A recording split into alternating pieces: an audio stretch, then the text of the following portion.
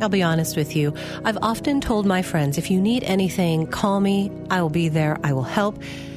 I have a friend who has 2 kids, and I will watch them anytime. Usually not a problem. But I rarely ask her for help, or anybody else really, when it comes to my kids. Isn't it interesting how easy it is to help someone else, but it's so hard to ask for help for yourself? Poet and professor Ross Gay says we need to hold up our need and show our interdependence. He's the author of The Book of Delights, Catalog of Unabashed Gratitude, and co-creator of the Tenderness Project. He'll offer ideas and suggestions for getting comfortable with vulnerability and how to allow tenderness into your life. We'll also chat about basketball as art in this episode of Traverse Talks.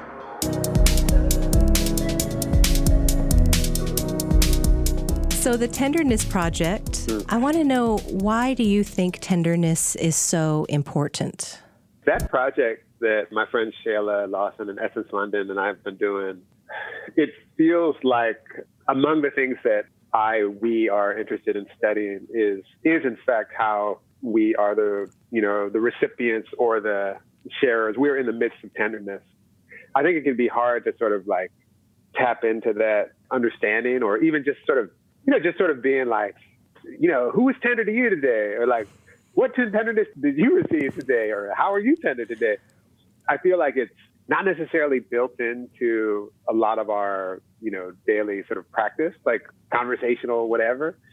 And I think we were sort of thinking actually, and I've been thinking this a lot myself, that how we witness is part of how the world gets made.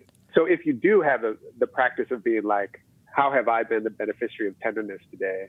You start to realize, oh, okay, maybe it was someone held the door open for me, or maybe it was that the tree made a sound that was profoundly beautiful, or maybe it was just the look that someone gave you as you both saw something beautiful. So anyway, it feels like it's part of this thing of trying to study what it is that makes our lives, beautiful, livable. Yeah. And something we want more of. Yeah. Studying it to figure out how to have more of it. And yeah. When are there some times in your life that you recall or have experienced deep tenderness? All the time. I was just having a beautiful conversation with my friend Rose, and we were just sort of, we were in our masks and talking about, just basically like we both needed a little bit of like, you're great. We were both needing that. And so even after the conversation, I was like, oh, we both just sort of helped each other out a little bit, like in these sort of gentle, small ways that in a conversation you can kind of be like, oh yeah, you're going to be great at that. That feels like a deep tenderness that I was just in the midst of just, an hour ago, Was it because you were offering up that you were insecure about something and Rose was able to help you feel more secure in yourself? Yes. Yes. And vice versa.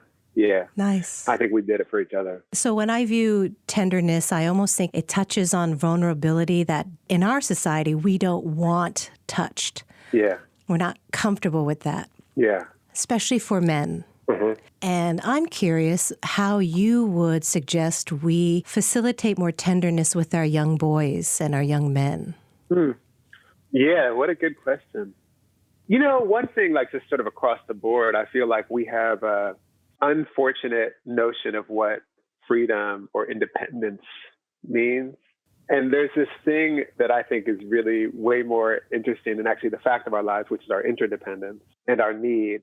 And that our need is actually, as beautiful a thing about us as there is. And I think part of the, performance of being a kind of self-sufficient person, quote unquote, or a grown person, or like whatever the other kinds of designations we apply, is that you start to imagine yourself or pretend you aren't like constantly in need. And that can be brutalizing. It can be brutalizing to oneself. And then the ways that I feel like we try to imagine that or impose that outside is also a kind of brutalizing, So to imagine oneself as a discrete individual, not entangled with the microbes in my stomach, not entangled with all of the things that make the air breathable, not entangled with the water, not entangled with the people, all of the creatures that we're amidst. So I feel like one thing, I feel like need, like sort of holding up our need and holding up our interdependence and holding up our entanglement. And, like Robin Wall Kimmerer teaches us, reminds us, calling it something like gratitude, Yeah, I like that. Yeah. Yeah. Something like that. From your Some Call It Ballin' work, there's some really great weaving of sports and then art and artists. Do you see sports as an art form? Do you see that as an art form? Oh, yeah. Totally. Mm-hmm. Totally. Yeah, I think of it as an art. And I probably think of it as more of an art like pickup basketball, what I call real basketball without refs, where the space itself is this kind of wonderful area where we're constantly figuring out what the rules are at any given moment. There's not like someone telling us what the rules are or imposing the rules on us. We're like, we're playing and we're like, all right, well, this is a foul in this game, or this isn't a foul in this game. That to me feels deeply artistic, not to mention the million ways that people in the game imagine things with their bodies in relationship, that are just very much like dance. Yes. Very much, like a lot of the other sort of arts that we think about. Yeah, totally. Do you? It seems like you do too. Oh, yes. I mean, just as you were talking, I was imagining, with all respect to the men and the women in basketball, if they were wearing leotards and tutus, that they are dancing. Totally. Yeah, absolutely.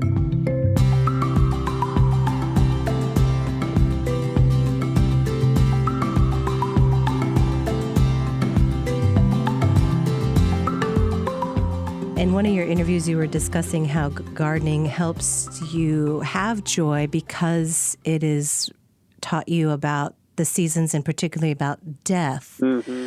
So I was wondering, because I feel like we live in a society that really doesn't like to talk about things that are difficult or that we would rather hide away from things than to face them. Yeah. What have you learned about death that helps you prepare for your own? There's something really, the more I garden, and I realize this, the deeper I got into gardening, the more I'm gardening and sort of with the tempo of things coming and going, the more I am just more sort of at ease with the idea of the cycles. And also, when you're in a garden, you also know that, when plants return to the soil, they're sort of living again by nourishing the what comes next. And I sort of feel like when I'm able to sort of really be studying that by gardening a lot, I just sort of feel more at ease. I just sort of feel more like at ease around death for sure, That's good. Yeah. I mean, I wish more people could experience, gardening and also that. Yeah. I want to talk about your experience with delight and your book, The Book of Delights. Have you always been someone who is able to see and find delight? I don't know. I'm a little bit, maybe, but I'm also like a little bit of a, I'm a little bit of a melancholy person. You wouldn't like necessarily get it. I know. But like always when I was a kid, like my partner and I laugh about this, like when I was a kid and still like I'm moved by really melancholy music, kind of melancholy stories. And so I don't actually know, like I don't think I'm like particularly gifted at noticing what's delightful. I think, which is part of why I wrote that book. Part of why I wrote that book was to sort of like engage in the practice. I see. Of attending to what delights me. Yeah. I'm glad you did because it's so inspiring. Mm. I mean, I feel as if we are naturally prone to being a little melancholy and negative. Mm-hmm, mm-hmm. And then we have to practice for the beauty and the things we want. And after reading excerpts from your book, and I just have to tell you right now that while I was getting to know you, I was starting to notice all the things that I found delightful. And then in this video I was watching about you. You had two little buns in your hair, and I love it. And I was like, oh, I love when men do things with their hair. And then you have a very handsome smile, a very nice, handsome mouth, and a great smile. So I just wanted to tell you that I found that delightful while doing my work. And I have to say, it's a kind of full circle. I'm reading about your work in the delightful projects and essays while finding you delightful. Yeah. I mean, that's one of the things that I think is interesting and moving about the book is that when you witness someone like sort of being delighted, you're a little bit like, oh, delight. Oh, yeah. You know? It's a little bit like that. Like, I feel like on both sides actually talking about it, I haven't thought about it quite like this, but like, I think so much of my compulsion when something like, blows me away, is just so beautiful. I'm like, hey, you gotta check this out. But I think there's also the thing of like, when you witness someone else finding delight, you're like, what are they doing? Yeah. Like someone's like, looking at a beautiful bird or something. You're kind of like, what's going on up there? Yeah.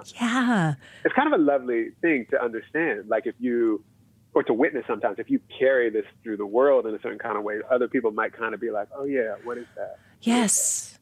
Well, you're making me think as a parent too, at times, I have to stop myself when I see my children getting so excited about something.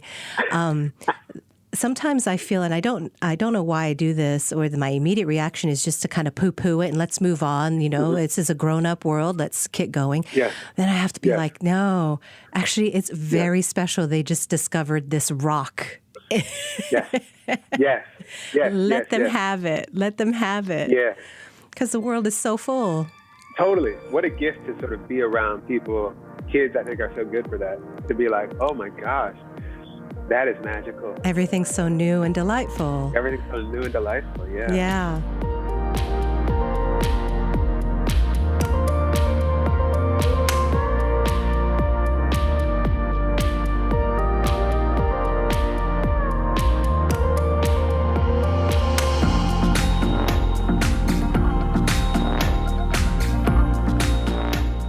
For you personally, you are biracial. Mm-hmm. And if I remember right, your mom is white and your dad is black. Both American, though, correct? Yep. Okay. But I feel as if there are differences in culture amongst us, even though we are all under the umbrella of Americans. And so I'm curious, as a child who's biracial, what type of cultural differences did you notice in your mother's world and in your father's world? Yeah, that's a tough question. There's sort of like a certain kind of immediate thing, which is that my father, lived as a Black American. And so there were certain, I think, awarenesses, whether or not he expressed them, I understood some things about the world from my dad. And again, like whether he expressed them or not. My dad was a man who was full of silences. And my mother was not conscious in a lot of ways. She was a white woman and walking through the world. So she did not bring a lot of the sort of awarenesses that my father had. So there was that. And so a lot of that was sort of unarticulated. It was not something they were speaking about. It would just more be things that I was probably like seeing without even knowing that I was seeing, And on other levels, my dad grew up in Youngstown, Ohio, which is a steel town. And my mother grew up in a very small town in Minnesota, like 500 people. She went to a one-room schoolhouse. She literally had never met a Black person, And my father lived in a more sort of like city, a lot of folks from all over at the mills. So there's just like, there's just profound differences that I don't even know that I can totally pull apart in terms of like cultural and experiential and, all of these kind of differences, but they were profound. And like part of my work now, even in just sort of getting to know myself and getting to know who my folks were and imagine who my folks were and are. My mother's still alive. My father's died a little while back, but he's still so present with me. I'm still getting to know him, I feel like a lot of my work is trying to understand these things that were so much sort of in retrospect, I was intuiting things or I was interpreting things, but I wasn't necessarily being told things. Wow. Yeah. Yeah. I always, apologize to my producers, but I'm always bringing up my mother. Yeah. She's from Korea, and my dad's a white guy from Pennsylvania. I like how I just throw that away. He's just a white guy from Pennsylvania. But my mother is, without ever purposely teaching me things, I picked up on the cultural differences, and I knew that there was two worlds. Yeah. While I could call my dad's friends their first names, my mother's friends, you did not call them by their first names ever. Yeah. So there was already a difference between how I treat people in this world and how I treat them in this world according to their customs. Yeah. And I found it odd as a little kid, but also how easy it was just to grow up with that and let it absorb. But not until I was an adult did I understand it more, that this isn't a normal experience for everybody. So I'm always curious when I meet somebody who has a foot in different cultures or races, what they pick up on or what they learned or struggled with. So, but I'm curious to know, as a half black, half white, but you probably, I'm assuming, identify as a black man. What advice do you have for other biracial kids? I don't do advice too much. I don't do a whole lot of advice. Yeah. Tell me why. I mean, that's good, but I want to. I'm just sort of like, I think maybe I'm more interested in like inquiry. Like I just don't, because I don't feel like I'm sure of anything. You know what I mean? So I feel like, I just sort of feel like, all right, yeah, like goodbye. I think that's fascinating, but I feel as if that makes you more wise, admitting you're not sure of anything. Are you tapped into like the other world? Because sometimes, I mean, I hope this doesn't sound too bizarre, but just by reading some of your work and your videos and the things you notice, even though you say you don't feel like you have the superpower of noticing delightful things, I feel as if though when you do, you are and are not here. You're able to look past this moment and see these little things that have deep meaning. When did you get enlightened? I'll let you know when it happens. I practice. I feel like a lot of this stuff is just practice. So like it's like witnessing these things and being able to sort of pay attention. I feel like that's practice, and I feel like it's practice that is I'm more capable of doing and less capable of doing at different times. Like when I have a bunch of annoying deadlines, you would not. That person isn't in the book. That person is like and like. But the person who can like see, the many flowers in every flower, like that's the one who's like, oh yeah, this is a delightful essay. Let me write this essay. So that's sort of how I feel about it. And I kind of feel like I'm curious about all these different experiences, and I'm certain that they're all going to be different than mine. Though there are, overlaps, of course, like these sort of wonderful, like I feel like you and I could probably, actually, if we had like another 4 or 5 hours, we could kind of find lots of overlap and lots of divergences too, Yeah. And then I feel like I'd know more about my experience, actually. That's part of it. Yeah. Like, I feel like if we talked about it, or if I was talking to, a young biracial kid or whatever, I feel like I could have a nice conversation, but I feel like I'd know more about my experience from having the conversation. I wouldn't feel more, I don't think, interested in like giving that person advice.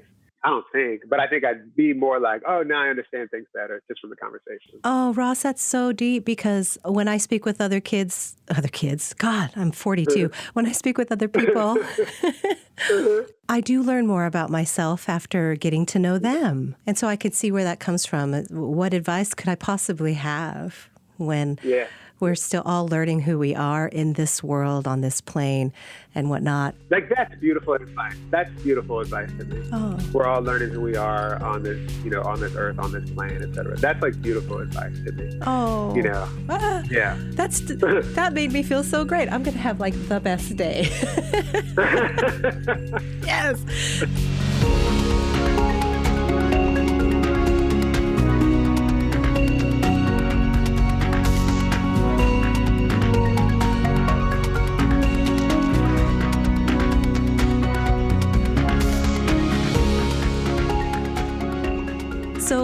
what are you working on now? Probably many things. I'm working on a handful of things, yeah. I have this book that just came out, and it's a long poem that sort of studies this basketball move by Dr. J, who's an important basketball player from the 70s and 80s. And then I'm actually also working on this collaborative book between myself and this young writer named Noah Davis. And it's essays about playing basketball. We had this long one-on-one basketball game for a couple years. And we started writing essays back and forth, just like for fun. Maybe we did like an independent study or something. And then they were piling up. And it's kind of turning into a book.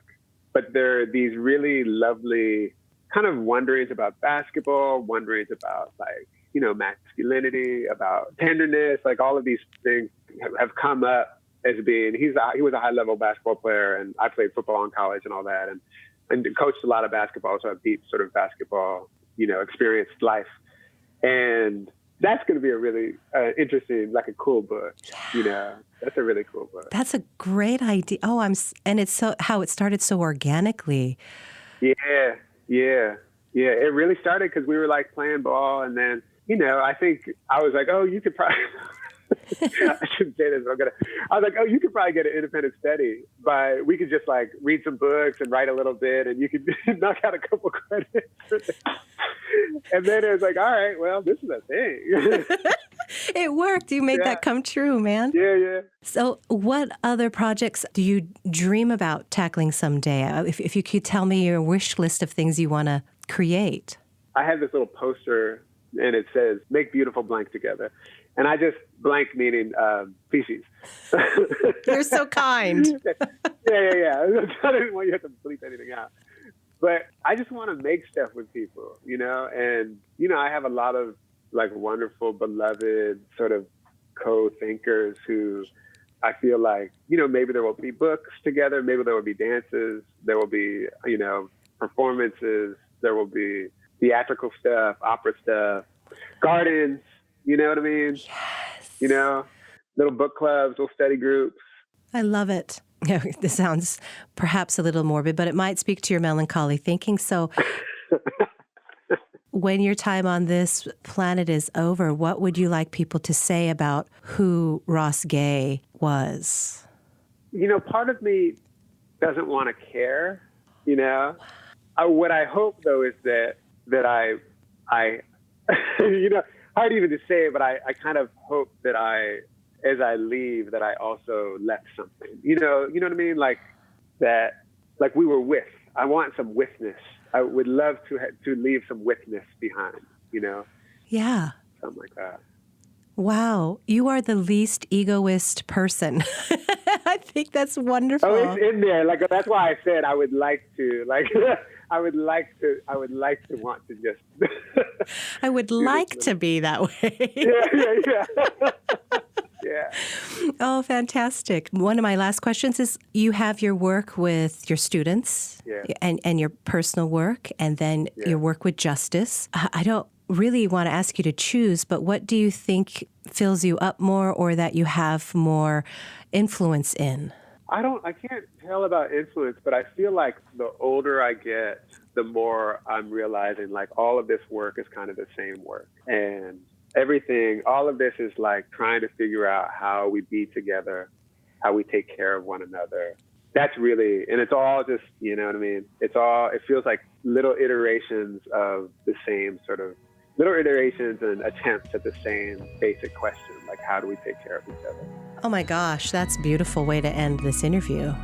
Taking care of one another and the connections, facilitating that. So Ross, thank you so much for your time. Thank you. I'm glad we connected and that I got to know your work. I feel so fortunate. Thank you. Thank you very much. Thank you. Well, good luck. Thank you. Bye. Bye-bye.